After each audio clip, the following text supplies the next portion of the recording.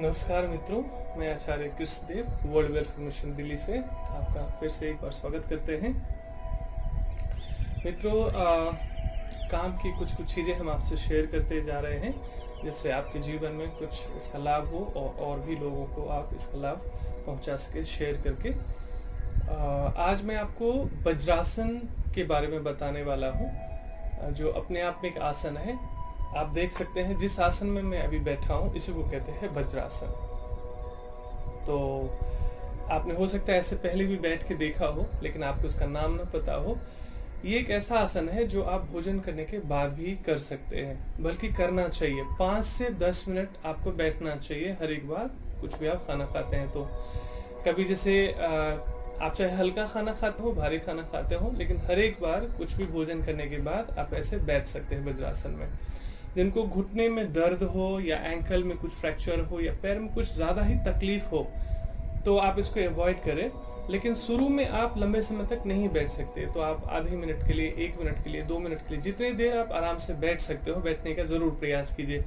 मैं लंबे समय तक बैठ सकता हूँ, या जो योग साधक है वो लंबे समय तक बैठ सकते हैं, घंटों बैठ सकते हैं। उसका एक ही कारण है, एक ही उसके पीछे जो है, जो उसका अभ्यास है, इसी कारण वो लंबे समय तक बैठ सकते हैं। या मैं बैठ सकता हूँ या आप भी कभी बैठ सकते हैं। तो केवल अभ्यास से यह संभव है। आज मैं आपको केवल इसी के बारे में बताने वाला हूँ। इसकी टेक्निक सही क्या है, कि इनको नहीं करना चाहिए, कब करना चाहिए। एक तो ये है कि मैंने बताया कि आप भोजन करने के बाद इसे कर सकते हैं, लेकिन आप कभी भी खाली पेट भी कर सकते हैं, उसके लिए तो मना ही नहीं है। लेकिन केवल यही एक आसन है जो प्रायः आप भोजन करने के बाद भी कर सकते हैं। इसके अनेक लाभ हैं। मुख्य रूप से मैं बताऊं आपको, गैस, एसिडिटी, कॉन्स्टिपेशन, जो कि एक बहुत कॉमन इश्यूज है घर घर में, उसको ठीक करता है ये। लेकिन इसके साथ साथ आपको ये भी देखना पड़ेगा कि आप प्रतिदिन आहार क्या ले रहे हैं। जैसे मैंने बताया कि आपने हैवी खाना खाया और ऐसे बैठेंगे तो खाना जल्दी पच जाता है डाइजेस्टिव सिस्टम के लिए, क्योंकि बहुत अच्छा है। लेकिन इसका ये मतलब नहीं कि आप डेली हैवी खाना खाएं, है ना। गैस, एसिडिटी, कॉन्स्टिपेशन का एक मुख्य कारण है कि पानी कम पीते हैं लोग और उल्टा सीधा खाना खाते हैं, सुपाच्य भोजन नहीं करते, तला भुना भोजन करते हैं, और ज्यादा स्पाइसी फूड होता है, ऑयली फूड होता है। तो आपका बाहरी कोई भी उपचार या दवा या योग भी उसको परमानेंट क्योर नहीं कर सकता जब तक कि आप अपने आहार पे संयम ना करें। ये बहुत जरूरी है। ऐसा नहीं है, इसको कुंजर स्नान कहते हैं शास्त्रों में, कि हाथी क्या करता है, खूब सुंदर पानी में स्नान करता है जल क्रीड़ा करते हुए, जब वो ऊपर आता है तो अपने ऊपर धूल मिट्टी डाल लेता है। तो वैसे ही लगभग हम लोग भी कर रहे हैं। कई लोग तो एक तो योग करते ही नहीं। जो लोग योग भी करते हैं, पूरे दिन खान पान का कोई हिसाब किताब नहीं रहता है। यहाँ तक योग शिक्षक भी बहुतों को मैंने देखा, वो रेस्टोरेंट का सेल्फी डाउनलोड करते हैं सोशल मीडिया पे, पिज्जा या बर्गर खाते हुए। एनीवे, उसमें नहीं जाते अभी। चलिए आप मैं बता दूं, असल में वज्र जो नाम आया है वो इंद्र के वज्र अस्त्र से आया है। आपने सुना होगा, अगर आप भारतीय हैं तो आपको पता होगा, वज्र इंद्र का बहुत ही अमोघ अस्त्र है।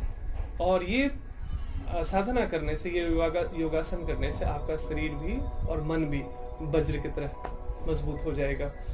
और एक प्रमुख नारी है, जैसे मुख्य रूप से 3 नारियां हैं, ईरा, पिंगला और सुषुम्ना। उसके बाद भी, उसके अलग भी 72,000 नस नारियां हैं हमारे शरीर में।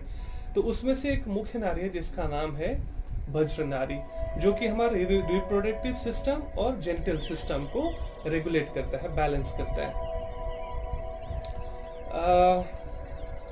और कहते हैं जो मन है वो इंद्रियों का राजा है। तो ये अभ्यास करने से आपका मन भी नियंत्रित होता है, ब्रह्मचर्य रक्षा भी होती है। जितने भी जेनिटल ऑर्गन्स है, मसल्स है, नस नाड़ियां हैं, उसको भी मजबूती प्रदान करता है और उसका स्वास्थ्य बेहतर करता है।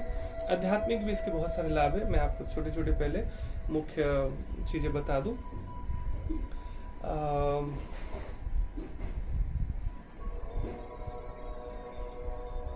विधि में आपको बताता हूँ। सबसे पहले, ये तो मैं ऐसे डायरेक्ट बैठ गया था, कई लोग ऐसे बैठ जाते, लेकिन इसकी सही विधि इस तरह से है।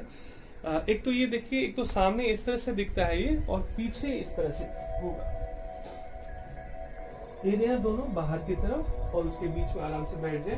दोनों जो अंगूठे हैं ये पास पास लगे होंगे, तो पीछे का ये पोजीशन आएगा, मेरुदंड अपने आप इसमें सीधा हो जाता है।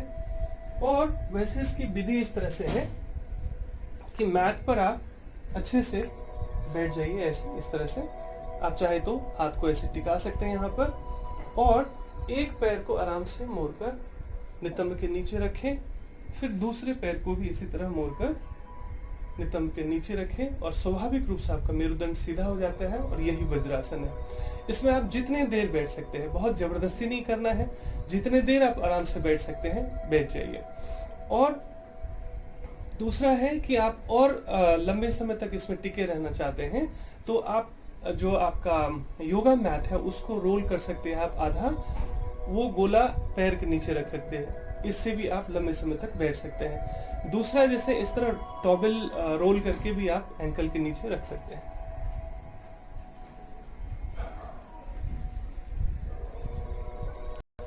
तो आप देख सकते हैं मैंने पैर के नीचे, एंकल के नीचे इस तरह से रख लिया है। ये भी बहुत सहयोग करता है। कई बार आपको इसी में ध्यान करना हो लंबे समय तक, या आपको खाना पचाने के लिए भी, गैस एसिडिटी कॉन्स्टिपेशन से बचने के लिए भी अगर आपको बैठना है लंबे समय तक 5 से 10 मिनट, तो इसमें आपको बहुत सहूलियत मिलेगी अगर आप इस तरह टॉवेल रख लेते हैं तो।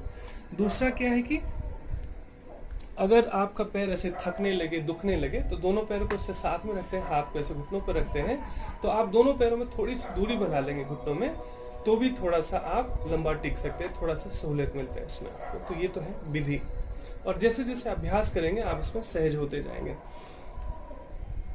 सजगता इसमें होती है, क्योंकि हर एक योगासन, हर एक प्राणायाम का एक ध्यान केंद्र होता है, एक सजगता का केंद्र होता है।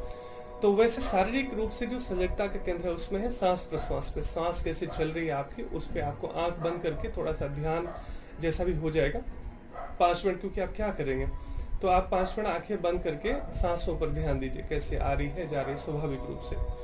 और जो आध्यात्मिक इसका सजगता का केंद्र है, या आध्यात्मिक ध्यान केंद्र है, वो मणिपुर चक्र है। तो यहाँ पर भी आप देख सकते हैं कि मन को यहाँ पे टिकाना है, यहाँ पे देख सकते हैं क्या सेंसेशन हो रही है, क्या संवेदनाएं हो रही है। 7 चक्र होते हैं हमारे शरीर में जो आध्यात्मिक ऊर्जा के केंद्र है।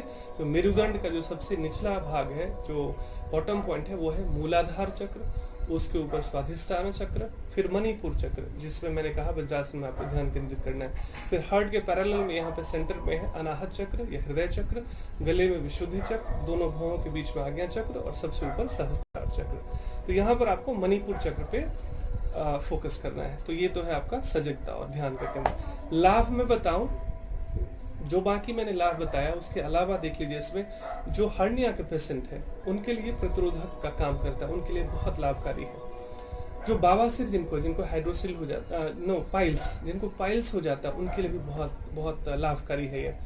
पाइल्स के रोगी देखिए ज्यादातर ना जो बहुत स्पाइसी खाना खाते हैं, रेस्टोरेंट या होटल का ज्यादा खाना खाते हैं, या जिनके घर में बहुत स्पाइसी खाना ऐसे बनता है, जो बहुत कहते हैं जिसको बहुत चटकारे होते हैं जो लोग, उनमें ऐसा देखा गया कि उनके घर में लगभग सभी लोगों को पाइल्स की प्रॉब्लम रहती है। तो योग में और भी बहुत सारी चीजें हैं, इसमें आप मूल बंध भी लगा सकते हैं। मूल बंध होता है जो एनस और जेंटल है उसको खींच कर होल्ड करके रखना, तो ये मूलाधार बंध हो जाता है। तो वज्रासन में से मूलाधार बंध भी लगाया जा सकता है, ऐसे आदि मुद्रा में भी लगाया जा सकता है। इसकी वीडियो लंबा हो जाएगा, इसलिए मैं आपको केवल वज्रासन पे लौट के आता हूँ। तो बवासीर मैंने बताया, उसके बाद है संपूर्ण पाचन तंत्र के लिए, पूरी डाइजेस्टिव सिस्टम के लिए, क्योंकि देखिए 90% जो इश्यूज होता है शरीर में वो पेट से रिलेटेड ही होता है। गलत आहार और गलत पानी ठीक से नहीं पीना, गलत फूड इंटेक करना, अनहेल्दी फूड इंटेक करना, और जीवन शैली में जो है बहुत आलस्य हो और बहुत एक्टिविटीज नहीं हो, तो वो भी एक बहुत बड़ा कारण हो सकता है डाइजेस्टिव सिस्टम के लिए। उसके बाद है गैस एसिडिटी कॉन्स्टिपेशन, मैंने बता ही दिया था आपको। पेप्टिक अल्सर में, आमाशय में ना घाव जैसा हो जाता है, पेप्टिक अल्सर में लाभकारी है ये। हाइड्रोसिल जिनको हो जाता है उनके लिए बहुत लाभकारी है, इसे ठीक किया जा सकता है उसको। प्रसव में सहायक, बहुत महत्वपूर्ण है। जो प्रेग्नेंट लेडी होती है, नॉर्मली जो है प्रीनेटल पोस्टनेटल योगा थेरेपिस्ट और एक्सपर्ट के साथ ही करना चाहिए, लेकिन ये रिकमेंडेड है जो लोग प्रेग्नेंट है, जो प्रेग्नेंट लेडी है, this is one of the best posture. वो दोनों पैरों को चाहे थोड़ी दूरी फैला के भी बैठ सकती हैं या ऐसे भी बैठ सकती है। जैसे मैंने बताया था, आपको लंबे समय तक बैठने के लिए टॉवेल या मैट रोल करके पैर के नीचे रख सकते हैं, वो भी आपको बहुत सहयोग करेगा और इससे मन शांत और स्थिर रहता है। जैसे थोड़ा सा आप सांसों पे ध्यान देते हैं, मेरुदंड स्वाभाविक रूप से सीधा रहता है, कंधे रिलैक्स, चेहरे पे सहजता का भाव, मुस्कान का भाव, ये सब चीज़ें आपको ध्यानात्मक स्थिति में बैठने में सहयोग देता है। उसके बाद है मासिक स्राव में, जिनको मेंस्ट्रुअल साइकिल में डिस्टर्बेंस होती है, दर्द होना या जो भी इरेगुलर रहना या कुछ भी तकलीफ होती है, तो उसमें काफ़ी सहायक है अगर ये डेली बैठने का अभ्यास बनाया जाए, सुबह और शाम में भी या हर एक बार भोजन करने के बाद 5 मिनट भी, तो ये इन सब बीमारियों से आप बच सकते हैं। उसके बाद है ध्यान के लिए सहायक, मैंने बता ही दिया था आपको, क्योंकि इसमें स्वाभाविक रूप से मेरुदंड सीधा रहता है, स्पाइन सीधा रहता है। उसके बाद है साइटिका पेन के लिए बहुत अच्छा है। कई लोगों को ना पैर में दर्द रहता है, साइटिका पेन रहता है, उनके लिए बहुत अच्छा है ये। उसके बाद है लोअर बैक पेन है, लोअर लंबर में कई बार जैसे लोगों को पेन रहता है या कुछ दर्द रहता है या कुछ वीकनेस रहती है, तो उसके लिए भी ये आसन बहुत बहुत लाभकारी है। उसके बाद जैसे मैंने बताया था कि वज्र नारी है, जो बहुत वाइटल नारी है, प्रमुख नारी है, वो एक्टिव होता है, एक्टिवेट होता है। उसके बाद सुषुम्ना में प्राण का संचार होता है, जो 3 नाड़ियां मैंने बताया था, ईरा, पिंगला और सुषुम्ना, जो मध्य में होता है, उसमें प्राण ऊर्जा का संचार करता है।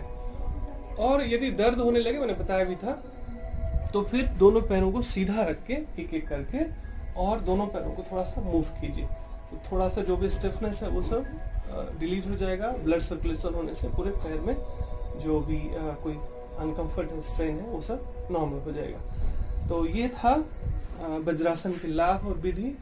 तो बहुत बहुत धन्यवाद, थैंक यू फॉर वॉचिंग। और इसको प्रतिदिन खुद भी अभ्यास कीजिए। आपको कुछ सुविधा असुविधा हो या लाभ भी हो तो हमें कमेंट में आप लिखकर हमें बताइए, और भी लोगों को बताइए। आज मैंने सिर्फ एक ही आसन बताया जो हर एक व्यक्ति कर सकते हैं। सिर्फ मैंने बताया जिनको घुटने में दर्द है, चोट है, फ्रैक्चर है, कोई तकलीफ है बहुत ज़्यादा, तो इसको ना करें। शुरू में थोड़ा सा मुश्किल होगा, आपको थोड़ा थोड़ा समय लगेगा इसमें लंबे अभ्यास के लिए बैठने में, लेकिन धीरे धीरे